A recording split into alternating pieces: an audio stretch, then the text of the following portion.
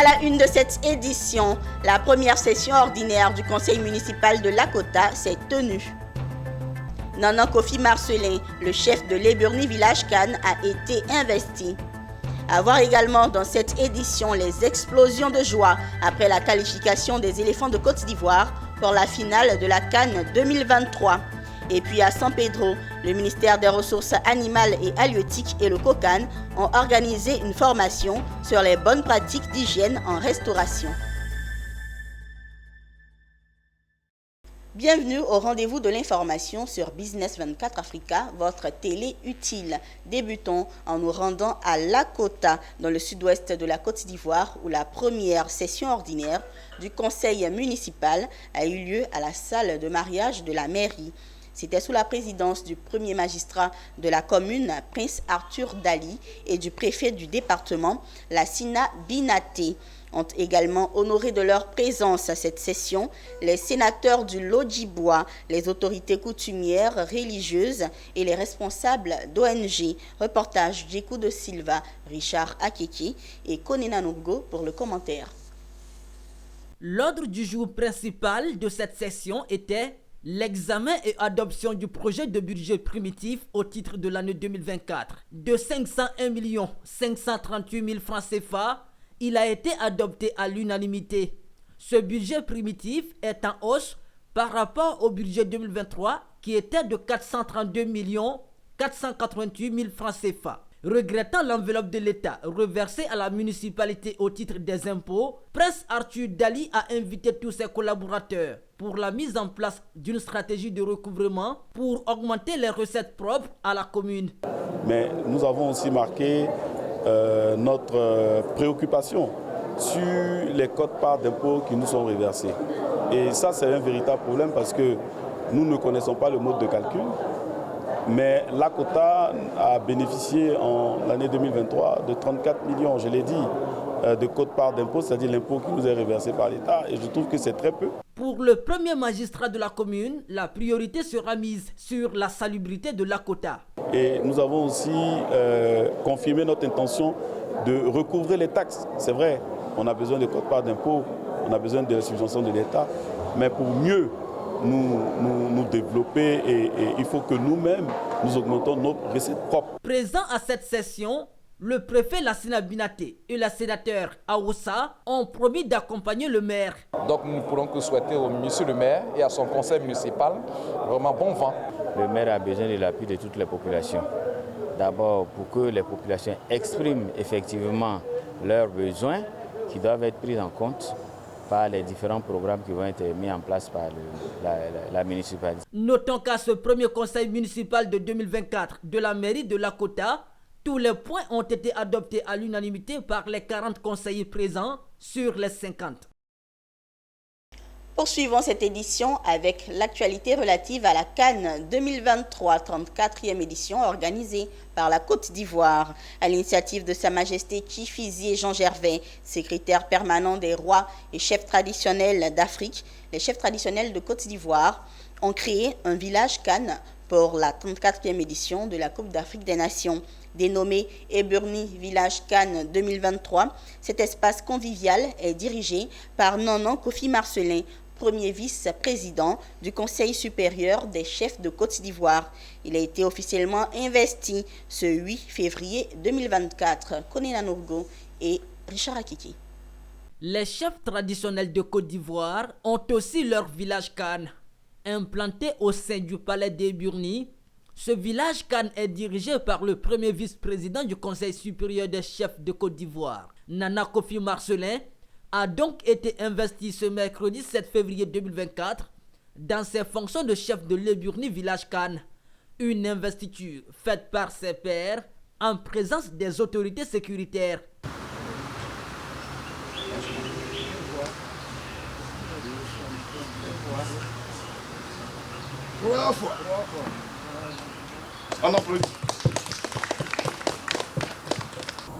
Je remercie d'abord le Seigneur de m'avoir choisi. Il y a plein de chefs en Côte d'Ivoire. Si j'ai été choisi, c'est que mon amour est tombé dans le cœur de quelqu'un et qui m'a fait l'honneur de me choisir d'être chef de ce village-là. En étant chef d'un village calme, mes souhaits est que toutefois que notre pays joue un match avec un autre pays, que la Côte d'Ivoire remporte la victoire tous les jours. Ce chef qui a été choisi par Kifizié est un grand homme. Il est d'abord chef à Koumansi, dans un grand quartier, qui l'amène ici pour nous diriger la chose. C'est par rapport à ses valeurs. Rappelons que le Burni Village Cannes 2023 a été initié par Sa Majesté Kifizié Jean Gervais, secrétaire permanent des rois et chefs traditionnels d'Afrique. Et l'actualité relative à la CAN, c'est bien sûr la qualification des éléphants de Côte d'Ivoire pour la finale. Les éléphants sont donc en finale et comme partout en Côte d'Ivoire, les populations de Yopougon, la plus grande commune d'Abidjan, ont explosé de joie. On voit cela.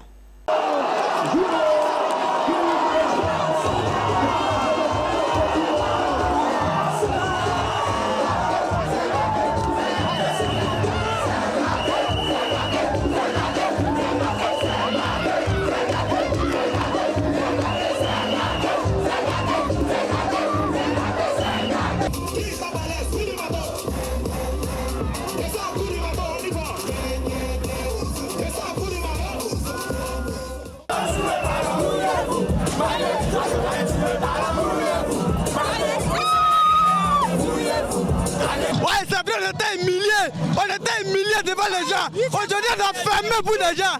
Ceux qui nous ont humiliés, aujourd'hui, on a fermé la bouche. Cette coupe-là, on va la dédier pour les Marocains. C'est grâce à eux qu'on a été qualifiés. On la dédie pour les Marocains, cette coupe. Et puis le Nigeria, c'est un ricochet. C'est un ricochet, on va le battre 2-0. Je suis confiant.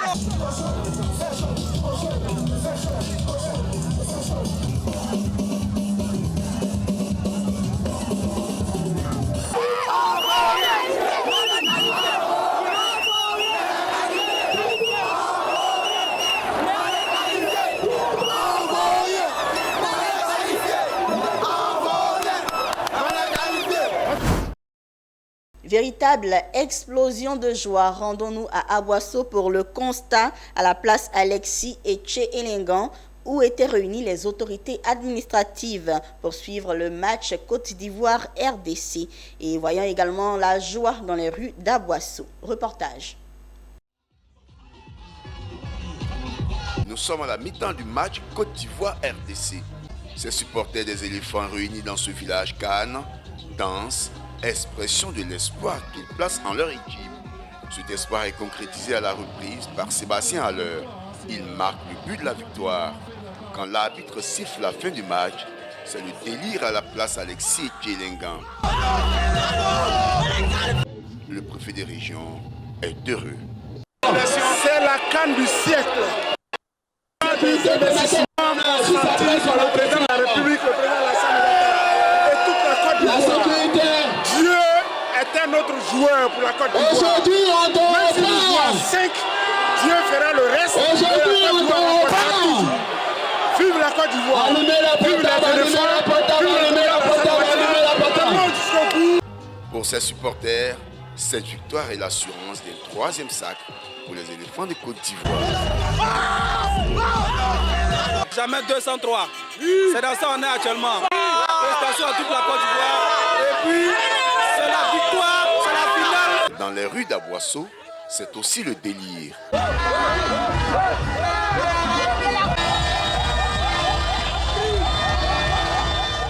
Les populations de Yamoussoukro ont également fêté la victoire des éléphants de Côte d'Ivoire face à la République démocratique du Congo en demi-finale.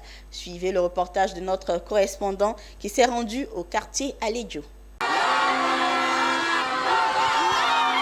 J'ai dit, Cabri-moi n'a pas peur de couteau, c'est Yamoussoukro, ça chauffe pas, on ne vaut rien, on est qualifié. Très heureux de la victoire des éléphants, Ils nous ont montré un match de qualité. Un match de qualité. On félicite l'entraîneur Fayet Emes. Il nous a montré que les joueurs ont de la qualité. Il a mis chaque joueur à son poste. Et nous le remercions. Nous sommes en finale. On va gagner les Nigériens 2-1. Victoire! La Côte d'Ivoire, c'est chez nous. Un étranger ne peut jamais prendre la coupe pour aller chez lui. La coupe, ça reste chez nous. Et j'ai confiance en Dieu. Notre Dieu, c'est un Ivoirien. Ozinem a un problème à nous. Ozinem, Simon, Moses, tout cela, vous avez un problème à nous. Mais non, couple, il n'y a pas à faire. Papa Ogashi, viens prendre bébé. Viens piler bébé. On ne pile pas bébé chez nous. La coupe, c'est chez nous. Nous sommes très contents de la victoire de la Côte d'Ivoire. Félicitations.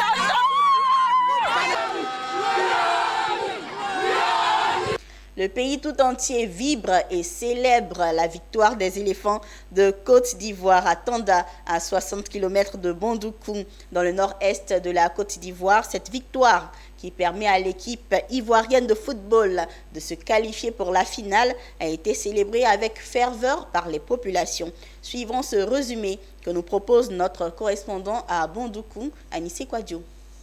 Ici, c'est Tonda, précisément au village Cannes. Dans quelques instants, l'équipe nationale de Côte d'Ivoire va disputer une importante demi-finale face aux léopards de la RDC. Les supporters et autres acteurs exerçant dans les petits métiers juteux autour du village Cannes qui font de bonnes affaires livrent leurs pronostics. Ce match sera très compliqué, mais à la fin, c'est la victoire. 2-0 pour la Côte d'Ivoire. Je pense à la victoire 2-1. Après les pronostics des fervents supporters ivoiriens, le village Cannes de Tonda, installé grâce aux bons soins de la Fondation culturelle et sportive Adaye Kessié, est bondé de monde. Les dieux du succès sont avec nos éléphants qui, grâce à un magnifique bus de Sébastien Allaire, le peuple ivoirien aura encore les grâces et les faveurs de l'Éternel pour disputer une 5e finale continentale. Cela mérite de la part des supporters d'adresser des louanges de reconnaissance au ciel en chansons.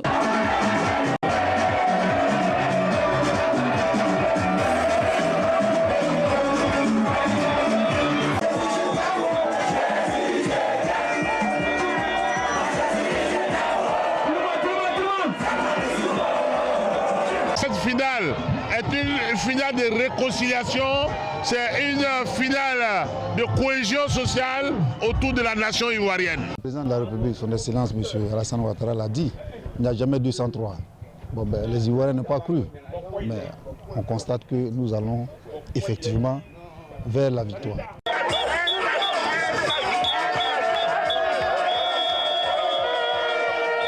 Tanda, c'est la terre des religions, des traditions et de la culture. Nombreux sont ses supporters, selon leurs croyances religieuses, musulmanes ou chrétiennes, dans nos églises et dans nos mosquées, qui prient pour qu'au soir du 11 février prochain, la Côte d'Ivoire décroche sa 3e étoile continentale. On le sait, la Coupe d'Afrique des Nations est un événement sportif d'envergure continentale. Il constitue un moment de rassemblement de plusieurs pays. Environ 2 millions de visiteurs viennent de divers horizons pour assurer une alimentation saine et une bonne santé. Le ministère des Ressources animales et halieutiques de la République de Côte d'Ivoire a organisé, en collaboration avec le COCAN à San Pedro, une formation sur les bonnes pratiques d'hygiène en restauration. Abel Kouao, Djekou de Silva. Ce sont des restaurateurs présents à la séance de formation sur les bonnes pratiques d'hygiène en restauration collective à San Pedro. Cette formation vient inculquer à ces professionnels de la restauration des règles d'hygiène afin de protéger les consommateurs durant la grande messe du football africain. Ce programme de renforcement des capacités s'est articulé autour des bonnes pratiques en matière d'hygiène personnelle, les précautions de manipulation des aliments pour éviter la contamination, les pratiques de stockage des aliments, la nécessité du nettoyage et de la désinfection des surfaces de travail et des ustensiles.